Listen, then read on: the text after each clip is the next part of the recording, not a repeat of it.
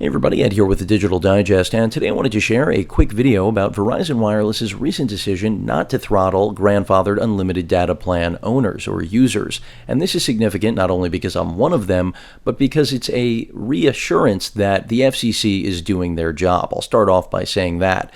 And for those of you unaware, yes, there are still many users out there that for $30 are getting unlimited data every month on, at least in my opinion, the US's most coveted data network. Ever since Verizon introduced their LTE coverage, they've had best-in-class capability, especially where I am in the New York metro area, but now across the entire nation. And when it comes to call quality, they've had that locked up here for roughly, I would say, 20 years. So you can see I've got the Droid from 2009, which paved the way for Android handsets really in on many levels, introducing Google Maps and navigation using it, as well as giving just about every competent feature to an Android smartphone that everyone out there had desired, including a QWERTY keyboard sitting underneath the screen in a great form factor, solid battery life, but that's not what this is about. You can see I've got the LG G3 next to it, and I've made the trip through, as many of you know, many smartphones. If you go through my channel, I've covered a ton of Android handsets, certainly not all of them, but at least the ones that appealed to me personally. And really, I think that's all that's warranted in this world. When you try to review every device, it's tough to do without any bias, because after all, we all have a device we pick at the end of the day. I have the LG G3 as my daily driver. I'm very happy with it. And when I heard that Verizon had decided to implement network optimization on the 1st of October, of course, I was disheartened. That meant that I was essentially going to suffer. I was going to get throttled because Verizon has been making the argument that the very small cross-section of users that actually still have unlimited data and have been paying retail or going through other channels in order to get their brand new devices, essentially they are putting a hurt on the network for tiered users that are paying premiums for their data. Because remember, 10 gigs of data right now costs $100 a month under Verizon's current structure of pricing. So on paper, it sounds like a decent argument, right? I mean, someone only paying $30 and essentially, if they are hurting your experience as a tiered user, maybe it's fair. But the reality was that this seemed like yet another approach or way to push people off of unlimited data to tiered structure, which Verizon has been trying to do ever since they did away with those plans.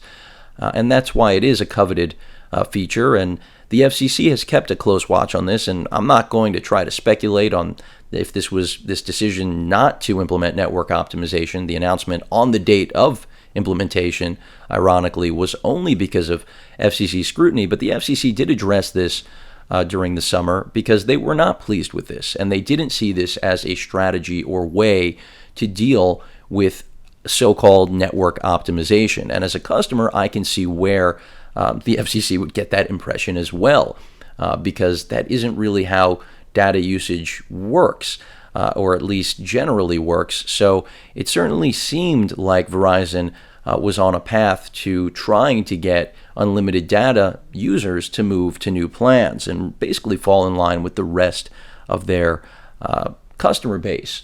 And I understand where they're coming from, and so does the FCC, and that's why the FCC was troubled by it. It seemed like profit motive was the only driving reason, and it was being dressed in a facade, an attire of, basically improving the network for all of their customers. Now, had that been the truth, I don't think there would have been as much of a problem with this. But again, because that cross-section of unlimited data users is so minute when compared to how many customers Verizon has, that's where I think things really came apart. Verizon's official response was to Droid Life, which I do credit, a great website, solid YouTube channel, great source for Android news, but it's still surprising that that's who Verizon would address, and their official word on this, and they did address, I would say, Droid Life, if I had to guess why, because they have been very aggressive of scrutinizing Verizon's choice to essentially throttle unlimited data users, and I give them credit for doing that because not many have been critical of Verizon moving towards this, because this really doesn't exist. This is the last situation of this sort in the business, really. especially, again, good reason to want this unlimited data. It's coveted for a reason, as I've reiterated. But Verizon's official response was that they are committed, or I'll say Verizon is committed to providing its customers with an unparalleled mobile network experience. At a time ever increasing mobile broadband data usage, we not only take pride in the way we manage our network resources, but also take seriously our responsibility to deliver exceptional mobile service to every customer. We've greatly valued the ongoing dialogue over the past several months concerning network optimization, and we've decided not to move forward with the planned implementation of network optimization for 4G LTE customers on unlimited plans.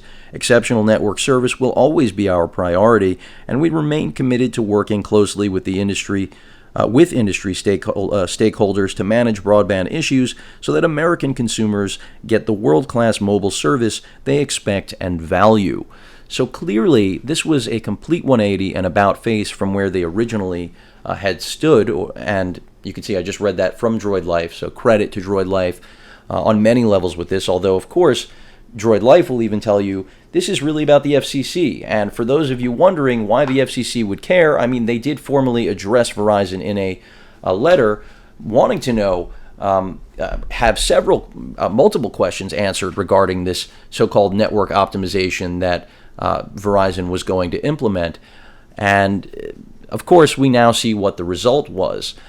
So whether you want to look at it also as being a bad PR, I don't really think that is what this is about. It's pretty clear that this is, on one level, a net neutrality issue. For those unfamiliar, this is literally the beginning of deciding which broadband customers now in the smartphone world, arguably the most coveted, the most important, I'll say, because how many of us rely on smartphones for business, personal, everything, our lives. It's become a critical key component.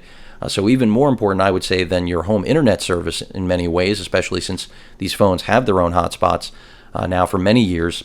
By the way, I enjoyed my hotspot feature back in 2009 on this Droid that's still partially skinned, as you may have noticed, to protect it. And it has stood the test of time without any problems. No iPhone Bengate here. This thing was sat on, fell. It's a brick, and I mean that in terms of solid construction. Built like a tank. You don't see things like that anymore. But even skipping to the G3, still a hotspot, very functional. And to think that Verizon was going to start to limit me was a nauseating thing. Definitely, in many ways, clearly driven by profit motive. But again, the idea that they were going to pick customers to control the speed of their data connection, that speaks directly to what net neutrality, the core of net neutrality, is, well, the concern there, for those of you unfamiliar, on several different levels. So it's reassuring to see the FCC at work here, and it's rare, I have to say, also in the days of all of these carriers merging, to see an actual decision in favor of customers, even if it's a small cross-section.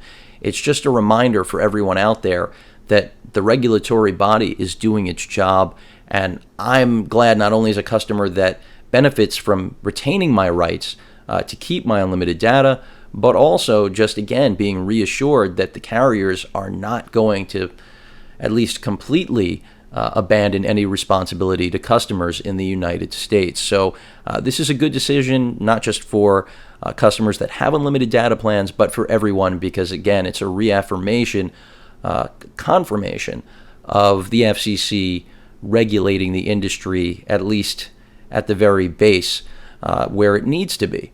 And I'm just happy that Verizon has fallen in line, and I continue to enjoy their network and give it the praise that it deserves as being the best out there. I would put AT&T at a close but still second place, no question about it.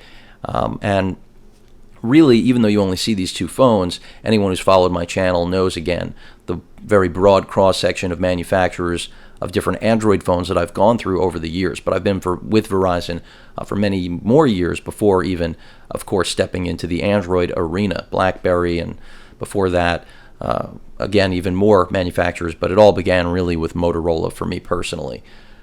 Best phone, at least originally on Verizon, in the digital world, was that first digital StarTAC back in the late 90s.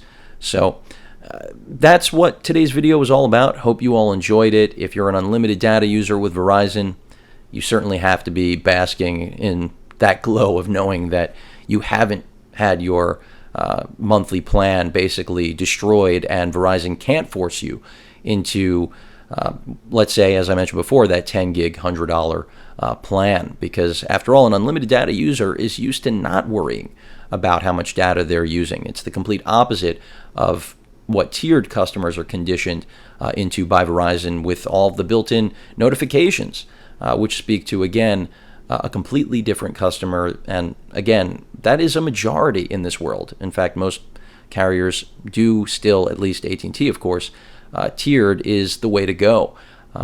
Unlimited, the only place you're going to find it. T-Mobile, Sprint, I can't even really value because their LTE coverage is not where it needs to be yet. So just wanted to give that information to those of you that maybe weren't familiar with the situation, as it did just occur yesterday. Today being the 2nd of October now, where we're officially living in a world where unlimited data is still not throttled with Verizon Wireless. Any questions or comments, please feel free to post them. And of course, as usual, please feel free to subscribe. Later.